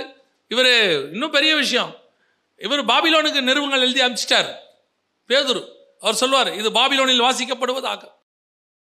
இப்போ என்ன ஆயிடுச்சு பாருங்க, பாபிலோனில் ஆரம்பிச்சதான 1 பேதுரு 5:13 வாசிங்க. உங்களுடனே கூட தெரிந்து கொள்ளப்பட்டிருக்கிற பாபிலோனில் உள்ள சபையும் என் குமாரனாகிய மார்க்கும் உங்களுக்கு வாழ்த்துதல் சொல்லுகிறார்கள். பாபிலோனில் உள்ள, இப்ப நல்லா புரியுதா? ஏதேனிலிருந்து காயின் புறப்பட்டு வந்து கிழக்கிலிருந்து அராரத்துக்கு, அராரத்திலிருந்து அவங்க பாபிலோனுக்கு போயிட்டாங்க. இப்ப கர்த்தர் பாபிலோனிலிருந்து ஆரம்பித்து கானானுக்கு வந்து, இஸ்ரவேல் எருசலேமிலிருந்து ஆரம்பித்து பூமியின் கடைசி பரியந்தத்துல கடைசியா சுவிசேஷம் எங்க வந்துருச்சு? பாபிலோனுக்கு வந்துருச்சு. பிசாசின் ராஜ்யம் ஏதேன்ல ஆரம்பிச்சு பாபிலோன்ல முடிஞ்சு பாபிலோன்ல இருந்து உலகம் ஃபுல்லா போச்சு. தேவனுடைய ராஜ்யம் பாபிலோனிலிருந்து புறப்பட்டு எருசலேமுக்கு வந்து எருசலேமிலிருந்து உலகம் எங்கும் போய் பாபிலோனுக்குள்ள வந்துருச்சு. தேவ சபை இப்ப எங்க வந்துருச்சு? பாபிலோனுக்குள்ள வந்துருச்சு. ஏதேனுக்குள்ள பாம்பு வந்துச்சு, ஆனா வெளியே போயிருச்சு. சபையும் வெளியே போயிருச்சு, ஏவானும் வெளியே போயிட்டா. அப்படி வெளியே போன இடத்துல இருந்து கர்த்தர் இப்ப என்ன செஞ்சுட்டார் தெரியுமா? அவன் கூட்டிட்டு போய் ஒரு ஆதிஸ்தானத்தை உண்டாக்கினா பாபிலோனுன்னு. அந்த பாபிலோனுக்குள்ள எந்த சபையை நீ வெளியே கூட்டிட்டு போனியோ அந்த சபையை கர்த்தர் கொண்டு போய் உள்ளே உட்கார வச்சுட்டார். அல்லேலூயா. இதுதான் கர்த்தருடைய மகத்துவம். எங்க நீ அவர் ராஜ்யத்துக்கு விரோதமா எழும்புறியோ அங்கேயே அவர் ராஜ்யத்தை ஸ்தாபிப்பார். நீங்க என்ன நினைச்சீங்க? கர்த்தரை ஏதோ சபை பலகீனம் நினைச்சீங்களா? ஊழியக்காரன் பலகீனமானவன் நினைச்சீங்களா? கிடையவே கிடையாது. சபை இந்த பூமியில் இருக்கிறதுலயே பலமான ஸ்தாபனம். ஏன் தெரியுமா? பூமியில் இருக்கிற எதையும் எதை வேணாலும் மேற்கொள்ளும், ஆனால் சபையை பாதாளம் கூட மேற்கொள்ளாது. கர்த்தர் வல்லமையுள்ள பராக்கிரமா வச்சிருக்கிறார். இப்ப சுவிசேஷத்தினுடைய பிரயாணத்தினுடைய முடிவாக இந்த ராஜ்யம் பாபிலோனுக்குள்ள போயிருச்சு. பாபிலோன்ல தொடங்கி அவர் ராஜ்யம் வந்துச்சு, ஆனா எருசலேம்ல தொடங்கி தேவராஜ்யம் பாபிலோனுக்குள்ள போயிருச்சு. எவ்வளவு பெரிய ஆசீர்வாதம் பாருங்க. அதுதான் கர்த்தர் சபைக்கு வச்சிருக்கிற வல்லமை. தேவ ராஜ்யம்னா சும்மா கிடையாது. இன்னைக்கு பாபிலோனுக்குள்ள தேவனுடைய சபையை கொண்டு வர அளவுக்கு கர்த்தர் வல்லமை உள்ளவராய் இருக்கிறார். யோசித்து பாருங்க கர்த்தர் எப்படி செஞ்சிருக்கிறார்னு சொல்லி. இந்த பிரயாணத்துல தான் நீங்களும் நானும் இருக்கிறோம். இப்ப இந்த பிரயாணத்துல கர்த்தர் உங்களை என்னையும் வச்சிருக்கிறாரு. நீங்களும் நானும் சிதறி போனவர்களா இருக்கணும், செட்டில் ஆகிறவங்களா இருக்கக்கூடாது, ஒருமனப்பட்டவர்களா இருக்கணும். என்ன ஒருமனம் தெரியுமா? தேவ ராஜ்யத்துக்கு ஒருமனப்பட்டவர்களா இருக்கணும். எல்லாரும் ஒருமனப்பட்டு நாம எல்லாம் சபை வாங்கறதுக்காக ஜெபம் பண்ண போறோம், அதுக்கு ஒருமனம் இல்லை. நாம எல்லாம் ஒருமனப்பட்டு பெரிய மண்டபம் கட்டுறதுக்கு ஒருமனப்பட போறோம், அதுக்கு ஒருமனம் இல்லை. நாம எல்லாரும் சேர்ந்து ஒருமனப்பட்டவர்களாக நாம் ஒரு டூர் போக போறோம், அதுக்கு ஒருமனம் இல்லை. எதுக்கு ஒருமனம் தெரியுமா? தேவ ராஜ்யத்தை சுமந்து கொண்டு உலகமெங்கும் போக போறோம், அதற்கு அவர்கள் ஒருமனப்பட்டவர்களாக இருந்தார்கள். அப்படி ஒருமனப்பட்டவர்களுக்குள்ள யூதனும் இல்லை, கிரேக்கனும் இல்லை, எந்த மொழிக்காரனும் இல்லை, எந்த இனக்காரனும் இல்லை, எந்த ஜாதிக்காரனும் இல்லை. இங்கே அத்தனை பேரும் இயேசுவின் ரத்தத்தாலே கழுவப்பட்ட ஒரே பிள்ளைகளாக தேவ ராஜ்யத்தை சுமந்து கொண்டு போக போகிறோம். இன்னைக்கு பாபிலோனுக்கு போன சுவிசேஷம் இன்னைக்கு உலகம் எங்கும் எல்லா நாடுகளிலும் சபை இருக்கிறது. இன்னும் வரும் நம்முடைய வேலையும் அதை செய்து முடிக்கிறது தான். ஒரு நாள் பரலோகத்தில் செய்யப்படுவது போல அவருடைய ராஜ்யம் பூமியிலும் செய்யப்படும். அல்லேலூயா. அந்த பிரயாணத்தில் தான் கர்த்தர் உங்களை என்னையும் வச்சிருக்கிறார். இப்போ நம்ம ரெடியாக இருக்கிறோமா? பிரயாணப்படுறோமா? விசுவாசின்ற பேர் இருக்குதே ஒழிய சபைக்குள்ள நீங்களும் நானும் எந்த சிந்தையுடையவங்களா இருக்கிறோம்? இன்னைக்கும் கேட்டு பாருங்க. ஜப குறிப்பு என்ன? உங்களுடைய ஜப குறிப்பு என்ன? எப்படியாவது பொண்ணுக்கு கல்யாணம் பண்ணி பார்த்துடணும். உங்க ஜப குறிப்பு அதல்ல. பாஸ்டர், நான் ஒரு பிரயாணத்தில் இருக்கிறேன், நல்ல போராட்டத்தை போராடி கொண்டிருக்கிறேன், நான் ஓட்டத்தை முடிக்க எனக்கு சொல்லிக் கொடுங்க பாஸ்டர், நான் ஓட்டத்தை முடிக்க எனக்கு ஆண்டவர் கிருபை தரணும்னு எனக்கு ஒரு ஜெபம் பண்ணுங்க பாஸ்டர். உங்கள் ஜெப குறிப்புகள் கீழானவைகள் அல்ல, மேலானவைகளாகவே இருக்கணும், எப்பவும் இருக்கணும். அதுதான் கர்த்தர் விரும்புகிறது. இன்னைக்கு சபை எதை விரும்புது? சபை எதை விரும்புது? உலக பிரகாரமான ஆஸ்தி, உலக பிரகாரமான பிள்ளைகளுடைய எதிர்காலம், உலக பிரகாரமான ஒரு சந்தோஷம், இதுதான் விரும்புகிறோம். அது பிரயாணப்படுகிறவன் அல்ல, அது தங்கி விடுகிறவன். நாம் பிரயாணப்படுகிறவன். நம்முடைய வேலை வேறு. நம்மை கர்த்தர் நடத்தி கொண்டிருக்கிறார். முடிவு பரியந்தம் நிலை நிற்கிறவனே ரட்சிக்கப்படுவான். அல்லேலூயா. நம்ம ஜெபம் பண்ண போகிறோம் எல்லாரும் தேவ சமூகத்தில். நம்முடைய பிரயாணம் மிகப்பெரிய பிரயாணம். இன்னைக்கு நேற்று இல்லை, 4000 வருஷ பிரயாணம். ஆபிரகாம் ஆரம்பித்து அதை கொண்டு வந்து எருசலேமில் விட்டார். எருசலேமில் ஆரம்பித்து இன்னைக்கு பாபிலோன் வரைக்கும் அந்த பிரயாணம் போயிருக்குது, இன்னும் போகும். நம்முடைய வேலையை நாம் செய்து முடிக்கும் போது அந்த பிரயாணம் முடிவு பெறும். அந்த பிரயாணம் முடிவு பெறும்போது தேவ ராஜ்யம் பூமியிலே வந்திருக்கும். பரலோகத்தில் செய்யப்படுவது போல பூமியிலும் செய்யப்படும். அப்பொழுது பாபிலோனின் சாம்ராஜ்யம், பிசாசின் ராஜ்யம் கட்டப்பட்டு பாதாளத்தில் இருக்கும். நாமோ வென்றால் சிங்காசனத்திற்கு முன்பாகவும் ஆட்டுக்குட்டியானவருக்கு முன்பாகவும் ஓட்டத்தை முடித்து காணப்படுகிறவர்களாய் நிற்போம். ஒப்பு கொடுப்போமா? நம்மளை இது வரைக்கும் ஏதாவது உங்களை உலக பாரம் இழுத்துக்கிட்டு இருக்கும்னா உதறி தள்ளி விட்டு ஓடுகிறவங்களா மாறிடுங்க. உதறி தள்ளி விட்டு ஓடுகிறவங்களா மாறிடுங்க. ஏன்னா ஓட்டத்தை தடுக்கிற, ஓட்டத்தை நிக்க பண்ணுகிற எதையும் நாம பார்க்கக்கூடாது. We want to run run run run ஓடிட்டே இருக்கணும். நன்றி ஆவியானவரே, ஒப்பு கொடுப்பீங்களா? ஒப்பு கொடுப்பீங்களா? ஓட்டத்தை ஓட ஒப்பு கொடுப்பீங்களா? இன்னும் உலக வாழ்க்கையில மாட்டிக்கிட்டு முழிக்காதீங்க. நீங்க ஓடுங்க, உங்க உலக வாழ்க்கையை கர்த்தர் பார்த்துக் கொள்வார். உன் எண்ணம், சிந்தனை, செயல் எல்லாம் உலகத்தை பத்தியே இருக்கும்னா கர்த்தர் உன்னை பயன்படுத்த முடியாது. உன் பிள்ளையோட எதிர்காலத்தை பத்தி சிந்திச்சுட்டே இருப்பீனா உன்னை பயன்படுத்த முடியாது. உனக்கு பூமிக்குரிய ஆசீர்வாதத்தை சிந்திச்சுட்டே இருப்பீனா கர்த்தர் உன்னை பயன்படுத்த முடியாது. நீ பூமிக்குரியதை வாங்கி குவிச்சுக்கிட்டே இருப்ப, நீ அதை ஆசீர்வாதம் நினைச்சுக்கிட்டே இருப்ப, கர்த்தர் உன் கூட இருக்கிறான்னு நினைச்சுக்கிட்டே இருப்ப. இல்ல இல்ல, நீ ஓடுற ஓட்டத்துல கர்த்தர் உன் கூட இருக்கிறாருன்னா நீ எதை பத்தி கவலைப்படாம இருக்கிற பாரு, அதுதான் கர்த்தர் உன் கூட இருக்கிறாருன்றதுக்கு அடையாளம். எல்லாத்தையும் உதறி தள்ளுற பாரு, அதான் கர்த்தர் உன் கூட இருக்கிறாருங்கிறதுக்கு அடையாளம். ஒப்பு கொடுப்போமா? ஒப்பு கொடுப்போமா?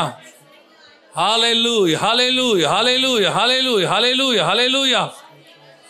நன்றி ஆவியானவரே, நன்றி ஆவியானவரே. அங்கே எந்த கோத்திரமும் இல்லை, எந்த மொழியும் இல்லை, எந்த இனமும் இல்லை, எந்த ராஜ்யம் எதுவுமே கிடையாது. அங்கே ஒரே ராஜ்யத்துக்கு, ஒரே தேவனுக்கு உட்பட்ட ஒரே கூட்டம், ஒரே கூட்டம். Thank you Jesus. 7ஆம் அதிகாரத்தில் சிங்காசனத்துக்கு முன்பாக நிற்கிற கூட்டத்தை பத்தி தான் சொல்றார். நீங்களும் நானும் தான் அந்த கூட்டம். உலகம் பாத்திரமா இருக்கவில்லை, ஒரே மனம். கர்த்தருக்கு கொடுக்கப்பட்டதை கர்த்தருக்கென்று பயன்படுத்தினவர்கள், உலகத்துக்காக எல்லாவற்றையும் உதறி தள்ளிவிட்டு ஓடினவர்கள், உலகம் எனக்கு பாத்திரம் இல்லை என்று சொன்னவர்கள், கிறிஸ்துவுக்காக தங்கள் ஜீவனை பணயம் வைத்தவர்கள், கிறிஸ்துவே போதும் என்று சொல்லி வாழ்ந்தவர்கள், அவங்க தான் அங்க நிக்க முடியும். ஒப்பு கொடுப்போமா? நான் இந்த கூட்டத்துல இருக்கணும் ஆண்டவரே, நான் இந்த கூட்டத்துல இருக்கணும் ஆண்டவரே. உலகம் எனக்கு பாத்திரமா இருக்க வேண்டாம் ஆண்டவரே. ஒப்பு கொடுப்போமா? சர்வ வல்லமையுள்ள எங்கள் தகப்பனே, உடைய பாதப்படியில் எங்களை சமர்ப்பிக்கிறோம்ப்பா. நீர் வருமளவும் நாங்கள் இந்த பாரத்தை சுமந்தவர்களாக, இந்த வசனம் எங்களுக்குள்ளே கருதரிக்கத்தக்கதாக, நாங்கள் 100க்கு 100 பலன் கொடுக்கிறவர்களாக, அநேகரை நீதிக்கு உட்படுத்துகிறவர்களாக, உலகத்தை வெறுத்து ஓடுகிறவர்களாக, பாரமான யாவற்றையும் உதறி தள்ளிவிடுகிறவர்களாக எங்களை மாத்துங்கப்பா. வெள்ளை அங்கியை தரித்து கொண்டு, குருத்தோலைகளை பிடித்து கொண்டு, சிங்காசனத்திற்கு முன்பாகவும் ஆட்டுக்குட்டியானவருக்கு முன்பாகவும் நிற்கிற அந்த கூட்டத்தில் நாங்கள் நிற்க வேண்டுமே ஆண்டவரே, நிற்க வேண்டுமே ஆண்டவரே. கிருபையுள்ள கரத்தலங்களை தாழ்த்துகிறோம். எங்கள் ஆண்டவர் இயேசுவின் நாமத்தில் ஒப்பு கொடுத்து ஜெபிக்கிறோம். எங்கள் ஜீவனுள்ள நல்ல பிதாவே.